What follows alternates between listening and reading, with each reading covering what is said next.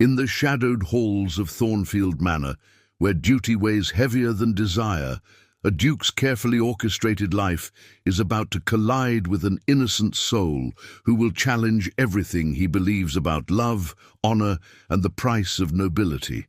What begins as a cold transaction between two powerful families will ignite into something far more dangerous than either could have imagined. But on their wedding night, one shocking revelation will change the course of their lives forever. If you're listening to this story, don't forget to click the like button, subscribe to the channel, and tell me in the comments which part of the world you're listening from. I want to know how far this story has traveled. The autumn rain drummed against the diamond-paned windows of Thornfield Manor as Alexander Blackwood, the 7th Duke of Ravenshollow, stood in his study reviewing the marriage contract that would seal his fate. At 28, he possessed the sharp features and commanding presence that had made the Blackwood name legendary across England's aristocratic circles. His dark hair, meticulously styled, caught the firelight as he read the terms that would bind him to a woman he had never met. "Lady Evangeline Ashworth," he murmured, testing the name on his tongue. The daughter of the Earl of Westmere, a family whose fortune in textile mills had recently elevated them to the highest echelons of society. The marriage would unite two of England's most influential houses, securing trade routes and political alliances that would benefit both families for generations. Alexander's fingers traced the elegant script detailing the dowry, a sum so substantial it would restore Thornfield's crumbling East Wing and fund his ambitious plans for modernizing the estate's agricultural operations. Yet, as he studied the contract, a familiar weight settled in his chest. At what point had his life become nothing more than a series of calculated transactions? His butler, Pemberton, entered with practiced silence. "Your Grace, the Ashworth carriage has been spotted approaching the gates." Alexander straightened his cravat and moved to the window. Through the rain-streaked glass, he watched an ornate carriage navigate the winding drive, its wheels splashing through puddles that reflected the grey October sky. Inside that carriage sat his future bride, a woman chosen not for love or compatibility, but for the strategic advantage her family's wealth would bring to his own. The Duke had heard whispers about Lady Evangeline at various social gatherings. She was described as quiet, well-educated, and possessed of a beauty that was more subtle than striking.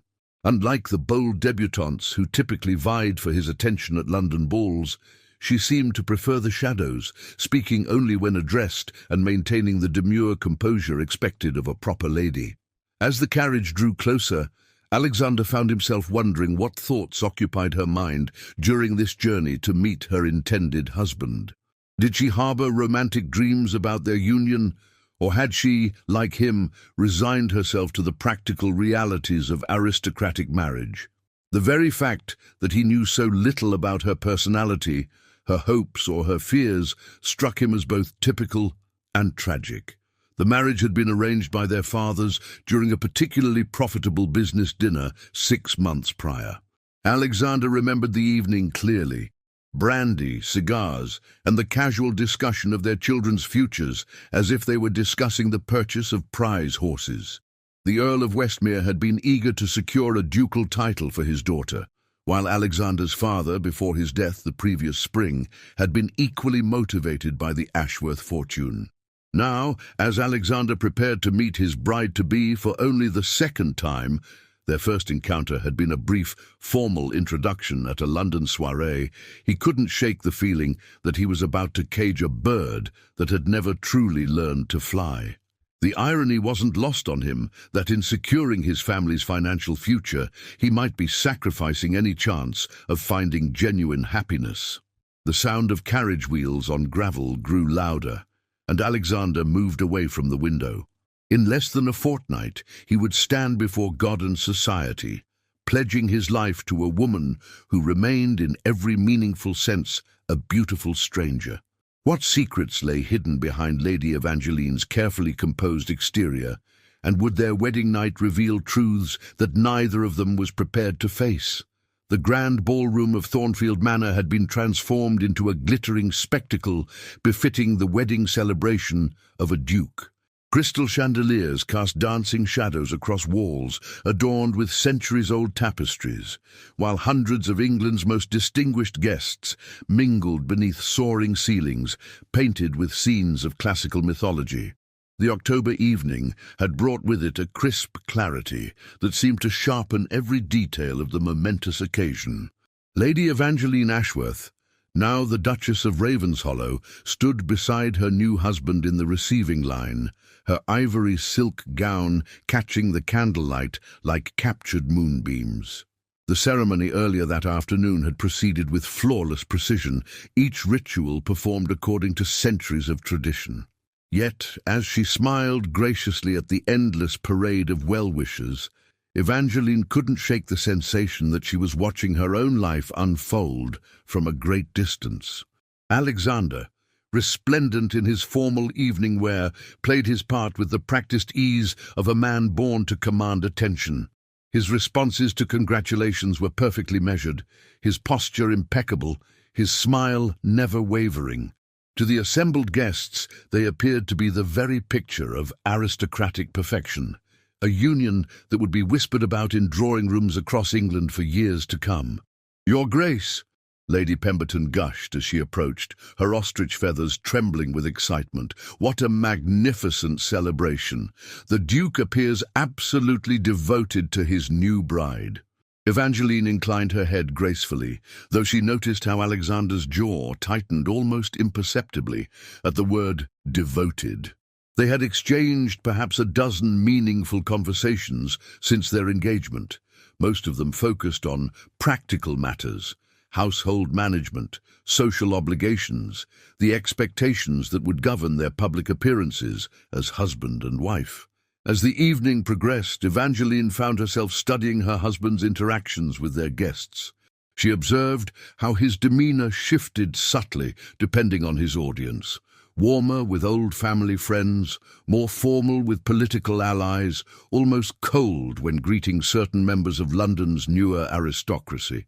It was a masterclass in social navigation, yet it left her wondering which version of Alexander, if any, represented his true self. The orchestra struck up a waltz, and Alexander offered his arm with ceremonial precision.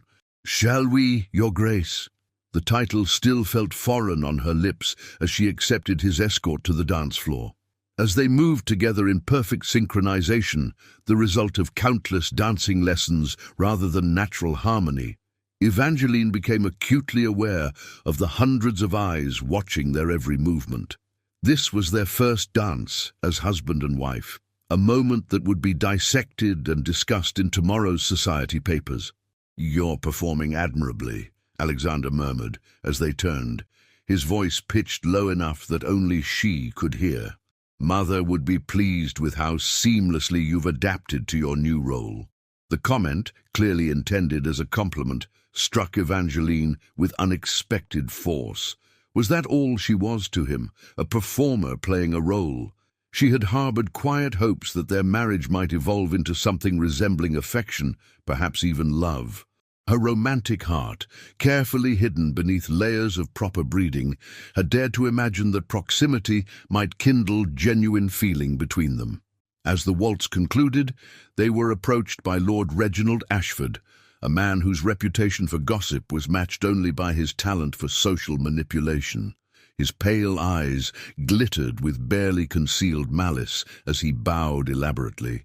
"Your Grace, what a triumph this evening represents," he said, his voice carrying just far enough to attract nearby attention, "though I confess myself curious about certain arrangements that preceded this blessed union." Alexander's expression remained neutral, but Evangeline felt his arm tense beneath her gloved hand. "I'm afraid I don't follow your meaning, Ashford." "Oh, merely the fascinating speed with which this match was concluded," Lord Ashford continued, his smile sharp as a blade. 6 months from introduction to Walter. Quite remarkable efficiency, wouldn't you agree? One might almost suspect there were compelling circumstances that necessitated such haste. The implication hung in the air like poison gas. Around them, conversations gradually quieted as guests strained to hear the exchange. Evangeline felt heat rise in her cheeks as she realized the direction of Lord Ashford's insinuation. He was suggesting that their hasty marriage had been necessitated by scandal, specifically that she had been compromised and required a quick wedding to preserve her reputation. Lord Ashford. Alexander's voice carried a warning that would have silenced a wiser man. I suggest you choose your next words with considerable care. But Lord Ashford, emboldened by the attention he had garnered, pressed forward with reckless abandon. Forgive me, Your Grace, but surely you cannot blame society for its curiosity. When a duke of your standing abandons the London season to marry a relative unknown from the provinces with such unprecedented speed, questions naturally arise about the circumstances that might have motivated such urgency. The ballroom had grown unnaturally quiet, the orchestra's music seeming to fade into the background as the drama unfolded. Evangeline felt as though she were drowning in the weight of hundreds of stares, each gaze carrying its own judgment and speculation. The careful composure she had maintained throughout the evening began to crack under the pressure of public scrutiny. Perhaps, Lord Ashford continued with venomous satisfaction, the new Duchess might enlighten us about the nature of her prior acquaintance with His Grace. Surely there's no shame in admitting that love occasionally transcends the boundaries of propriety. The accusation was clear, and its implications devastating. In a society where a woman's reputation was more fragile than spun glass, Lord Ashford was essentially suggesting that Evangeline had engaged in improper conduct that had forced Alexander's hand in marriage. The whispers that had begun as curious murmurs now carried the sharp edge of scandal. Alexander stepped forward, his face a mask of controlled fury. Lord Ashford, you will apologize to my wife immediately, or you will answer to me at dawn. The challenge of a duel sent a ripple of shock through the assembled guests. Dueling, while technically illegal, remained a matter of honor among the aristocracy, and Alexander's willingness to risk his life over the insult spoke to the gravity of the offense. But the damage had been done. Evangeline could see it in the faces surrounding them. The raised eyebrows, the knowing looks, the whispered conversations that would spread like wildfire through London's social circles. By tomorrow, every drawing room in England would be buzzing with speculation about the true nature of her marriage to the Duke. Lord Ashford, perhaps realizing he had pushed too far, offered a perfunctory bow. I meant no offence, Your Grace, merely the idle curiosity of an old friend. As he melted back into the crowd, Evangeline found herself standing in the center of a social catastrophe that would define her reputation for years to come. The golden cage of her new life had just become a prison of public scrutiny and whispered accusations. What would her wedding night reveal about the man she had married, and would Alexander's protection extend beyond the public eye to the private chambers where their true relationship would be tested? The heavy oak door of the ducal chambers closed with a finality that seemed to echo through Evangeline's very soul. The wedding guests had finally departed, their carriages disappearing into the misty October night, but the whispers and speculative glances lingered in her memory like unwelcome phantoms. She stood in the center of the opulent room, still wearing her wedding gown, feeling more alone than she had ever felt in her 22 years of life. Alexander had excused himself immediately after the last guest departed, citing urgent estate business that required his attention. The excuse felt hollow, a transparent attempt to avoid the intimacy that their wedding night traditionally demanded. Evangeline understood with painful clarity that he was as reluctant to consummate their marriage as she was terrified of the prospect. Her lady's maid, Sarah, worked silently to remove the countless pearl buttons that adorned the back of her gown. Each button that came undone seemed to strip away another layer of the illusion that this marriage might somehow transform into something resembling happiness. The ivory silk pooled at her feet like discarded dreams, leaving her standing in her chemise and corset, vulnerable and exposed in ways that had nothing to do with her state of undress. "Shall I prepare your nightgown, Your Grace?"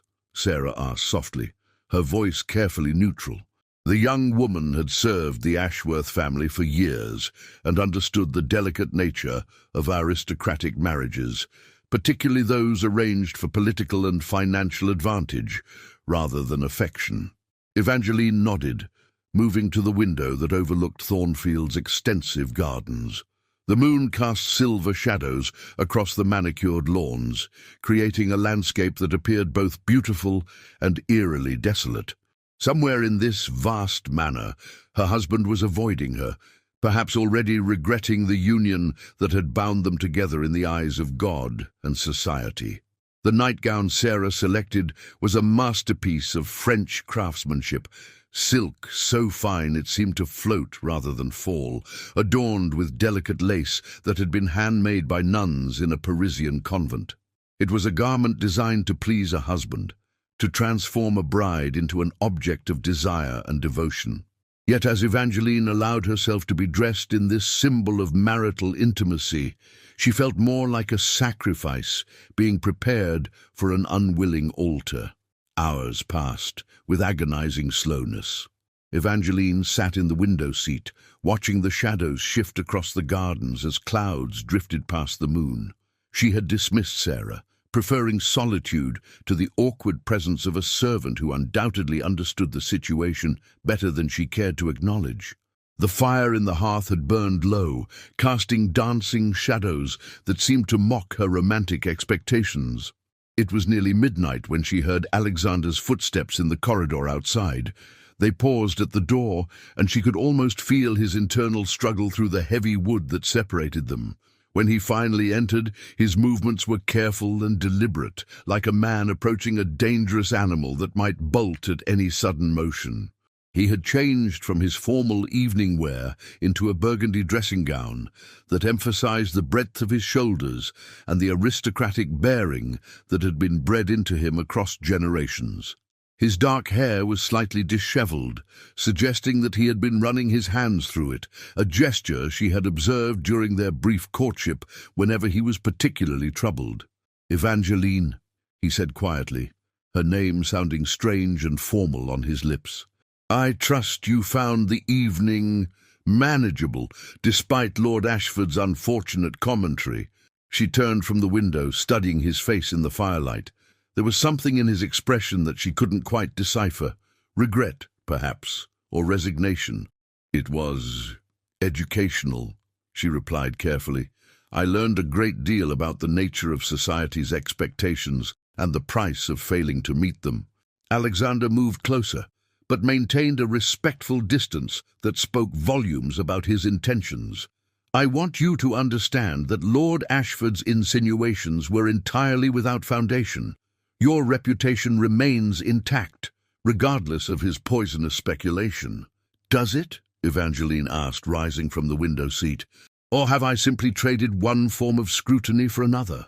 I'm no longer Lady Evangeline Ashworth, whose every action was measured against the expectations of an earl's daughter.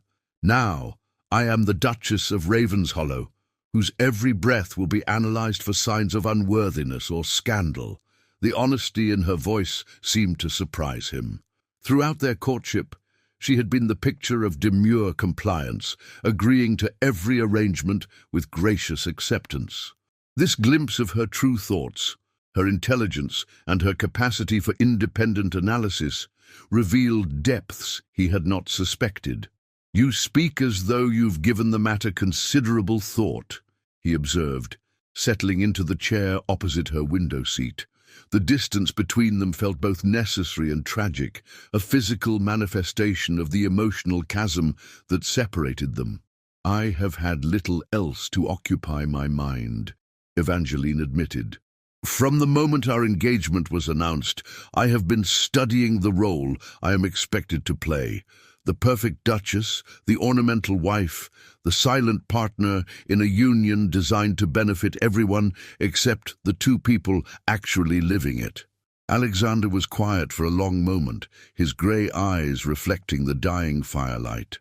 When he spoke, His voice carried a weariness that made him seem older than his 28 years. "I did not choose this marriage any more than you did, Evangeline. But I am not so naive as to believe that duty and desire often align in our world. And yet," she said softly, "I cannot help but wonder what might have been possible if we had been given the opportunity to know each other before binding our lives together. Perhaps we might have discovered some foundation for genuine affection, or at least mutual respect." The vulnerability in her admission hung between them like a bridge neither was quite ready to cross. Alexander studied her face, seeing perhaps for the first time the woman behind the carefully constructed facade of aristocratic propriety.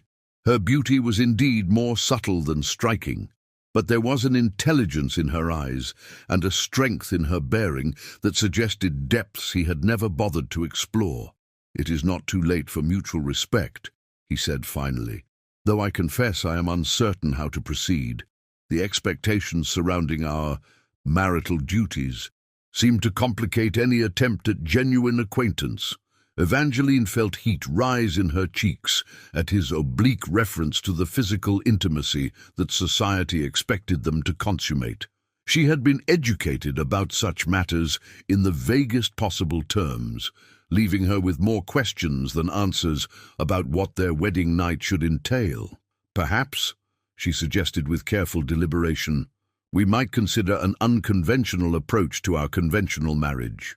What if we were to postpone the physical aspects of our union until we have had time to develop some measure of understanding between us?"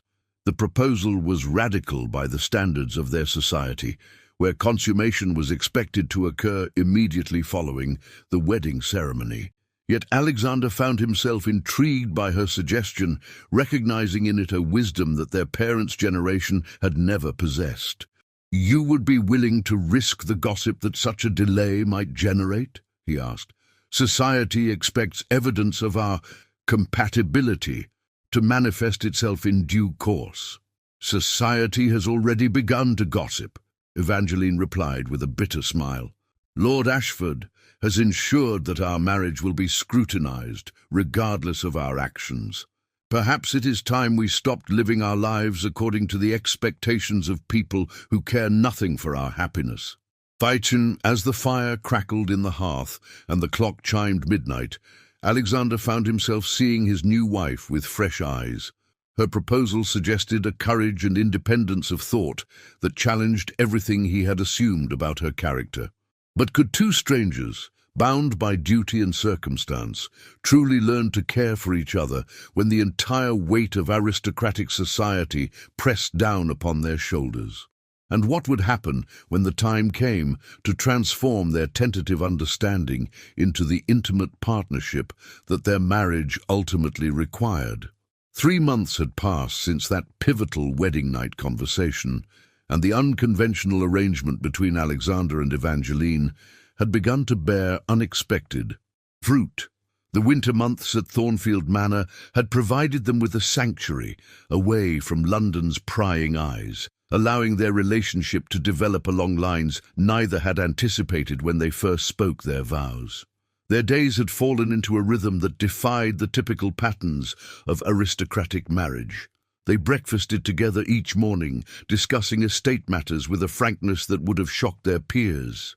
Evangeline had proven herself to possess a sharp mind for business, offering insights about the textile operations that complemented Alexander's agricultural expertise.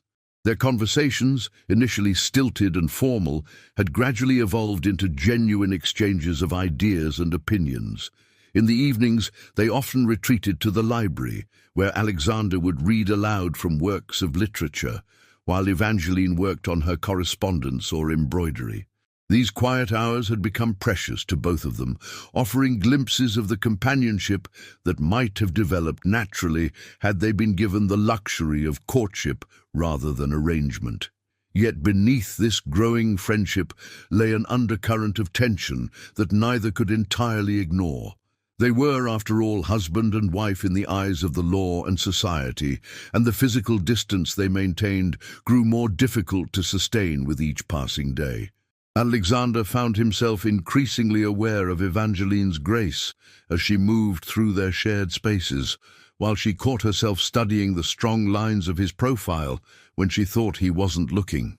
The delicate balance of their arrangement was about to be tested by their return to London society. The spring season demanded their presence at countless social obligations, and the whispers that had begun at their wedding reception had only grown more persistent during their absence from the capital.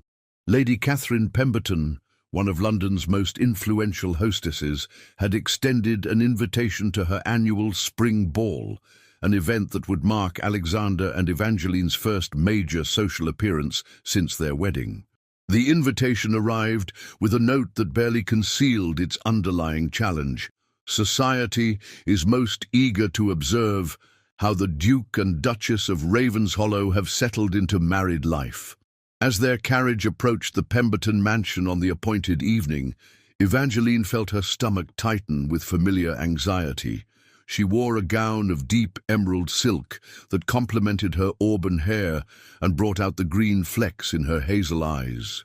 Alexander had commissioned the dress from London's finest modiste, and when she had appeared at the top of the staircase that evening, she had seen something flicker in his expression that made her pulse quicken. "Remember," Alexander said quietly as their carriage joined the queue of vehicles depositing guests at the mansion's entrance, "we need only stay long enough to make our presence known. If the evening becomes uncomfortable, we can plead fatigue and retire early." Evangeline nodded, grateful for his consideration. Over the past months, she had come to appreciate the protective instincts that lay beneath his aristocratic reserve. He had shielded her from the worst of the gossip by limiting their social engagements and carefully controlling the information that reached the outside world about their private life. The Pemberton ballroom was ablaze with candlelight and filled with the cream of London society. As Alexander and Evangeline made their entrance, conversations paused and heads turned in their direction. The scrutiny was immediate and intense, every detail of their appearance and interaction subject to analysis by eyes trained to detect the slightest hint of scandal or discord. "Your Grace," Lady Pemberton swept forward with practiced grace, her smile bright and predatory. "How absolutely divine to see you both looking so well-suited to each other. Marriage clearly agrees with you." The emphasis on well-suited carried layers of meaning that weren't lost on either Alexander or Evangeline. They had learned to decode the subtle language of aristocratic society, where every compliment concealed a potential barb and every observation served multiple purposes. As they moved through the crowd, accepting congratulations and deflecting subtle inquiries about their domestic arrangements, Evangeline became aware of a familiar figure approaching through the throng of guests. Lord Reginald Ashford, the man whose poisonous insinuations had cast a shadow over their wedding reception, advanced with the confidence of a predator who had spotted vulnerable prey. "Your Grace," he bowed elaborately to Evangeline, his pale eyes glittering with malicious amusement. "How radiant you appear this evening. The country air has clearly been beneficial to your constitution." Alexander stepped closer to his wife, his presence a silent warning that Evangeline appreciated even as she prepared to handle the encounter herself. The months at Thornfield had given her time to develop her own strategies for dealing with society's more unpleasant elements. "Lord Ashford," she replied with cool politeness, "how kind of you to notice. I find that happiness has a remarkably restorative effect on one's appearance." The word happiness was deliberately chosen, a direct challenge to the narrative Ashford had attempted to construct about their marriage. If he wished to suggest that their union was born of scandal rather than choice, she would counter with evidence of contentment that would undermine his malicious speculation. "Happiness, indeed," Ashford mused, his tone suggesting that he found the concept amusing, "though I confess myself curious about the nature of such happiness. Some marriages, after all, find their contentment in rather unconventional arrangements." The implication was clear and deeply insulting. Ashford was suggesting that their marriage existed in name only, that they had failed to achieve the intimate connection that society expected between husband and wife. In a world where a woman's value was often measured by her ability to provide heirs, such an accusation could be devastating to Evangeline's reputation. Before Alexander could respond with the fury that was clearly building in his expression, Evangeline surprised them both by laughing, a sound of genuine amusement that carried clearly through the surrounding conversations. "How fascinating that you should concern yourself with the private arrangements of others, Lord Ashford," she said, her voice carrying just enough volume to attract the attention of nearby guests. "I had not realized that your own domestic situation provided so little satisfaction that you must seek entertainment in speculating about ours." The counterattack was perfectly executed, turning Ashford's own weapon against him. His marriage to Lady Margaret Ashford was notoriously unhappy, a union that had produced no children despite 15 years of matrimony. By drawing attention to his own failures, Evangeline had effectively neutralized his ability to criticize theirs. Ashford's face flushed with anger, but before he could formulate a response, another voice cut through the tension with smooth authority. "Lord Ashford, surely you have more pressing matters to discuss than the obvious happiness of the Duke and Duchess." The speaker was Lord James Whitmore, a man whose reputation for integrity and diplomatic skill had made him one of London's most respected figures. His intervention carried weight that even Ashford couldn't ignore, and his public support of Alexander and Evangeline would be noted by every gossip in the room. "Lord Whitmore," Ashford managed through gritted teeth, "I was merely expressing my interest in the welfare of old friends." "How thoughtful," Whitmore replied dryly, "though I believe your attention might be better directed toward your own affairs. I understand Lady Margaret has been quite vocal about certain disappointments in her domestic arrangements." The threat was subtle, but unmistakable. Whitmore was suggesting that he possessed information about Ashford's private life that could prove embarrassing if made public. In the delicate ecosystem of aristocratic society, such knowledge was a powerful weapon. Ashford retreated with as much dignity as he could muster, but the damage to his credibility had been done. The guests who had witnessed the exchange would spread word of his humiliation, effectively ending his ability to spread malicious gossip about the Ravenshollow marriage. As the evening progressed, Alexander found himself watching his wife with growing admiration. She moved through the social minefield with grace and intelligence, deflecting criticism and building alliances with a skill that rivaled his own. The shy, retiring girl he had married was revealing herself to be a woman of considerable strength and strategic thinking. During a brief moment when they found themselves alone on a secluded balcony, Alexander turned to Evangeline with an expression she had never seen before, one of genuine respect and something that might have been the beginning of deeper feeling. "You were magnificent tonight," he said quietly. "I had not realized the extent of your capabilities in such situations." Evangeline felt warmth spread through her chest at his praise. "I have had an excellent teacher," she replied. "Watching you navigate these social waters has been quite educational." They stood in comfortable silence for a moment, the sounds of the ball drifting through the open doors behind them. The spring air carried the scent of blooming flowers from the garden below, and the moonlight cast silver shadows across the terrace. "Evangeline," Alexander said suddenly, his voice carrying a note of uncertainty that was entirely unlike his usual confident demeanor. "I find myself wondering if our arrangement might be ready for evolution." The words hung between them, loaded with implications that made Evangeline's heart race. After months of careful friendship and growing respect, was he suggesting that they might finally explore the physical intimacy that their marriage had always promised but never delivered? But what would such a step mean for two people who had built their relationship on intellectual compatibility rather than passion, and could desire truly flourish in soil that had been prepared by duty rather than love? The carriage ride back to their London townhouse passed in contemplative silence. Both, Alexander and Evangeline, lost in thoughts, sparked by their successful navigation of the evening's social challenges. The gas lamps lining the streets cast flickering shadows through the carriage windows, creating an intimate atmosphere that seemed to amplify the tension that had been building between them for months. Alexander's suggestion on the balcony had left Evangeline's mind racing with possibilities and fears in equal measure. The careful friendship they had cultivated felt precious and fragile, something that could be either strengthened or shattered by the introduction of physical intimacy. Yet she could not deny that her feelings toward her husband had evolved far beyond the dutiful respect she had initially expected to feel. As their carriage pulled up to the elegant Georgian townhouse that served as their London residence, Alexander handed her down with the same careful courtesy he had shown since their wedding night. But now his touch lingered a moment longer than necessary, and she found herself acutely aware of the warmth of his fingers through her gloves. "Evangeline," he said as they stood in the marble foyer, the servants having retired for the evening. Would you join me in the library for a moment? There are matters I believe we should discuss."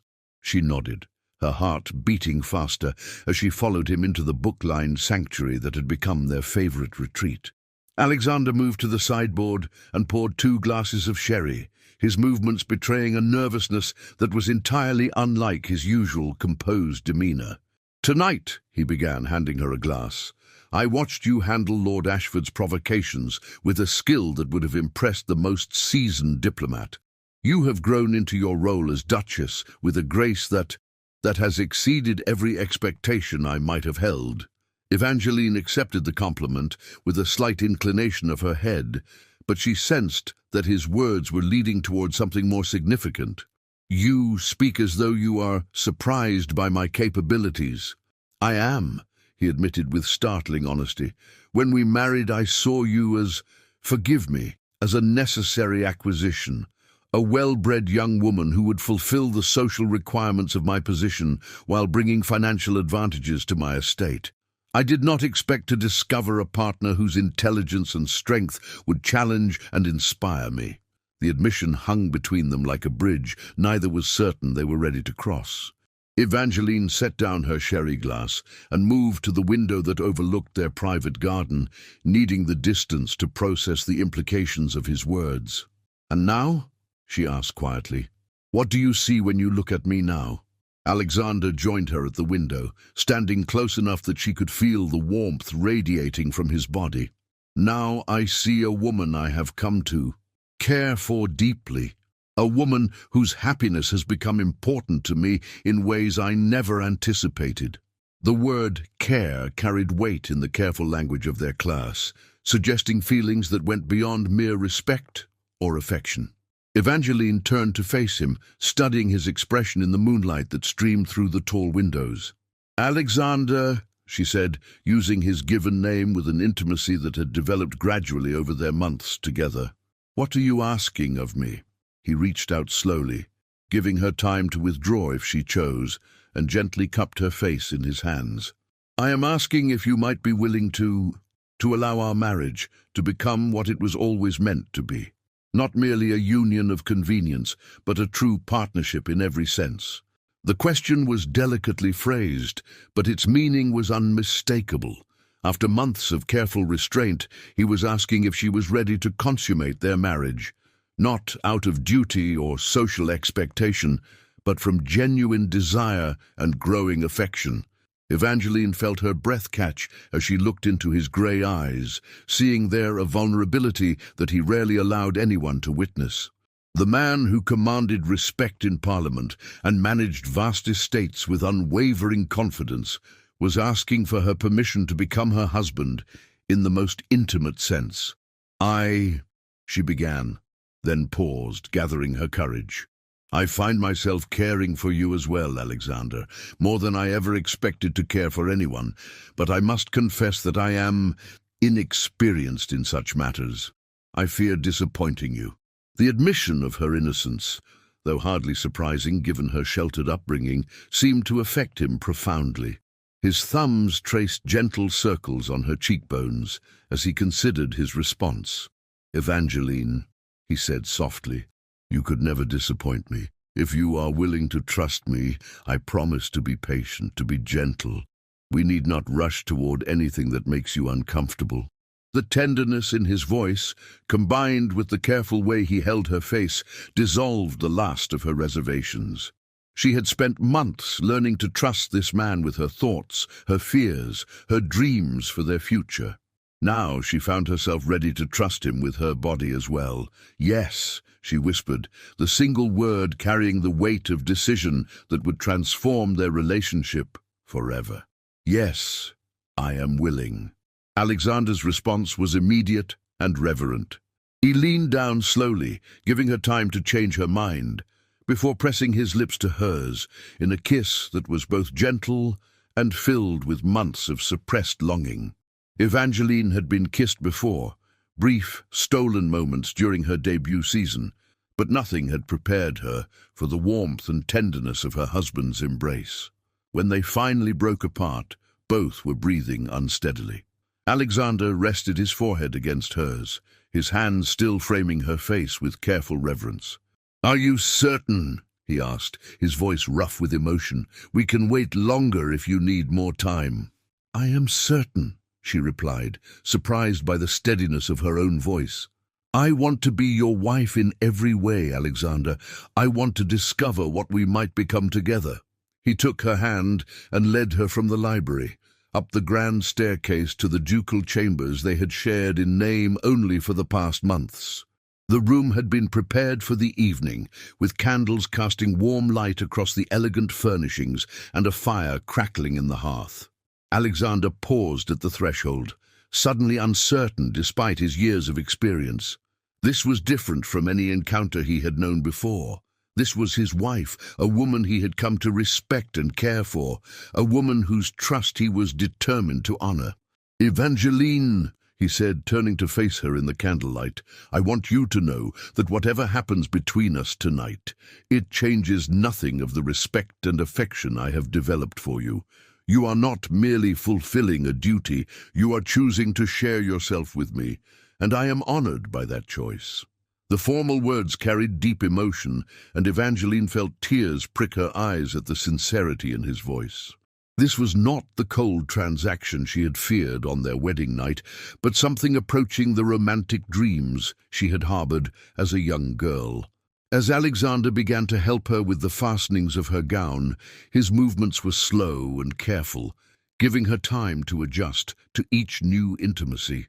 When the emerald silk pooled at her feet, leaving her in her chemise and corset, she felt vulnerable, but not afraid.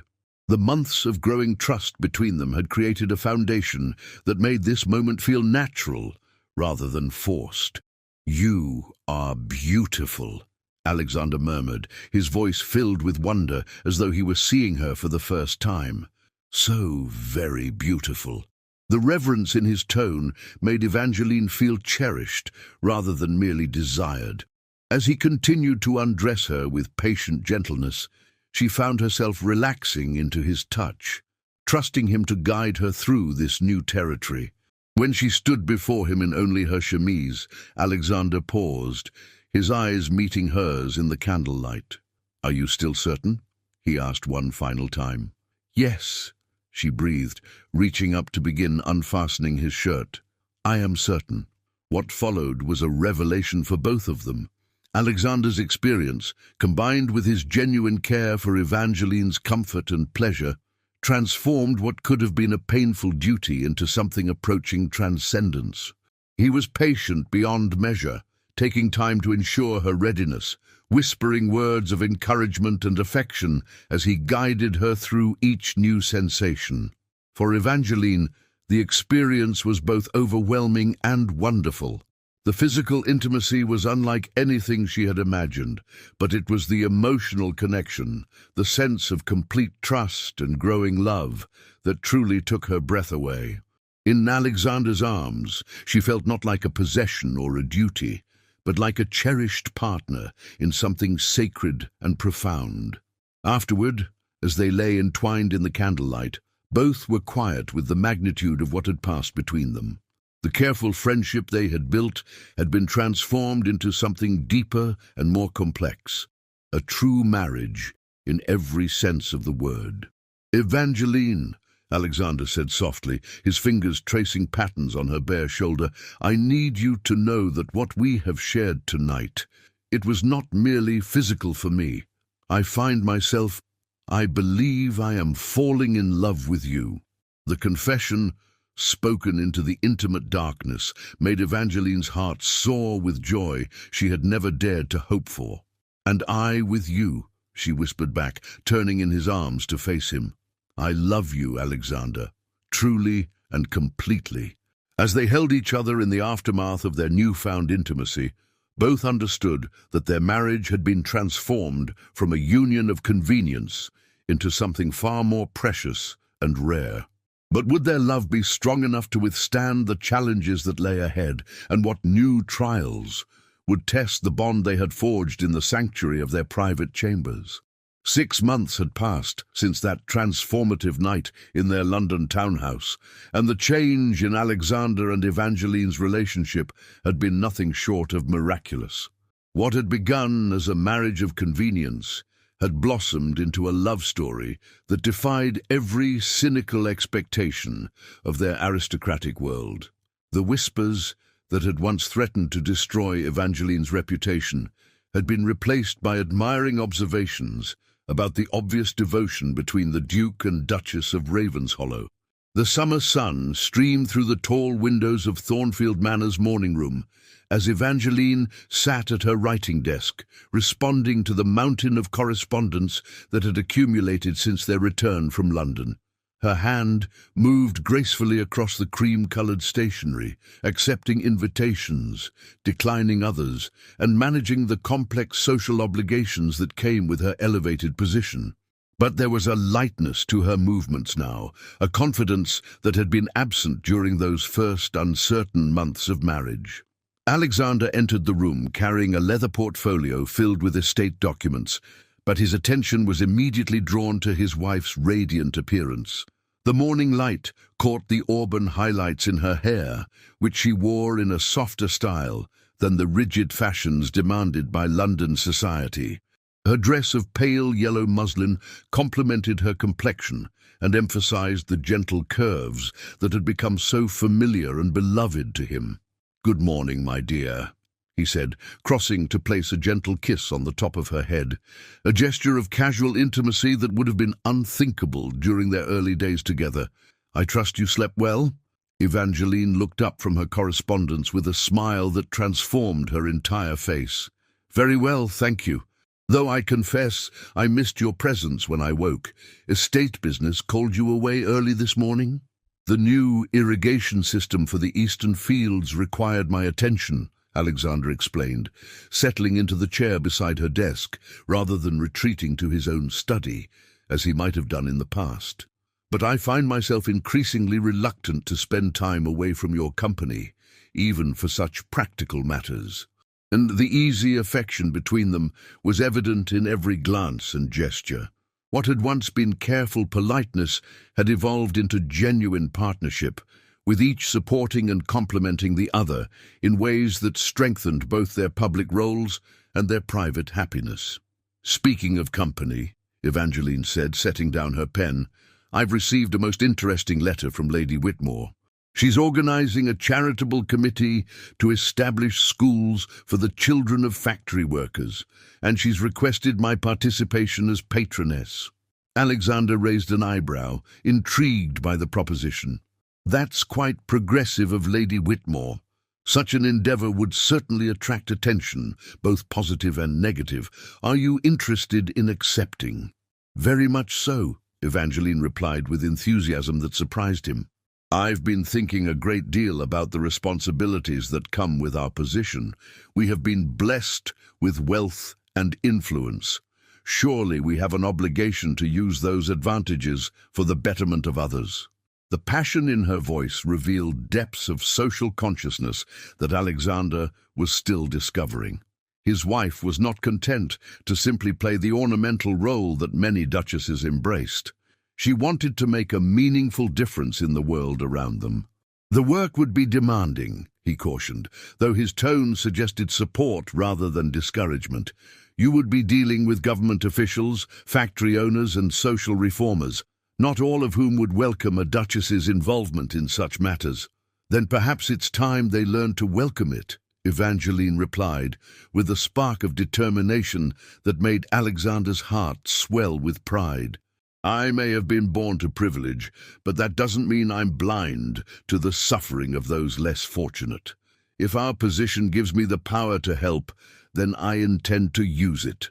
Alexander reached across to take her hand, marveling at how this woman continued to surprise and inspire him. Then you shall have my complete support in this endeavor. The Raven's Hollow name carries considerable weight in political circles. We'll use every bit of that influence to advance your cause. The conversation was interrupted by the arrival of Pemberton, who entered with his usual dignified bearing, but carrying an expression of barely concealed excitement. Your Grace, he addressed Alexander with formal precision, Lord Ashford has arrived and requests an audience. He appears somewhat agitated. Alexander and Evangeline exchanged glances, both remembering their last encounter with the man who had attempted to destroy their reputation. What could possibly bring him to Thornfield Manor, particularly in a state of agitation? Show him to the blue drawing room, Alexander instructed. We'll receive him there momentarily. As Pemberton withdrew, Evangeline felt a familiar flutter of anxiety. Despite the strength she had developed over the past months, encounters with Lord Ashford still had the power to unsettle her. The man seemed to take perverse pleasure in creating discomfort for others. Whatever he wants, Alexander said, sensing her unease, remember that he no longer has any power to harm us. Our marriage has proven itself to society, and his credibility was thoroughly destroyed at the Pemberton ball. They made their way to the drawing room, where they found Lord Ashford pacing before the fireplace like a caged animal. His usually immaculate appearance was dishevelled, his cravat askew, and his hair showing signs of agitated running of fingers through it.